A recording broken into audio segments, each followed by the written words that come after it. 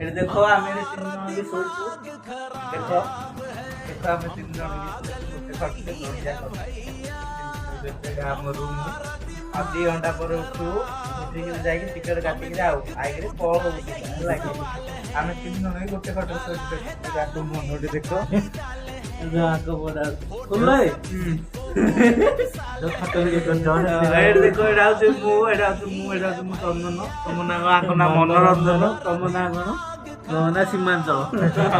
3 ଜଣ ଆମେ ଶୋଇଛୁ ହେଲା ହେଲା ଆଉ ଟାଟା ବାଇ ରଖିଦେଲି ଯାକୁ ମନଟି ଦେଖ ଯାକ ବଡ ଖୋଲାଏ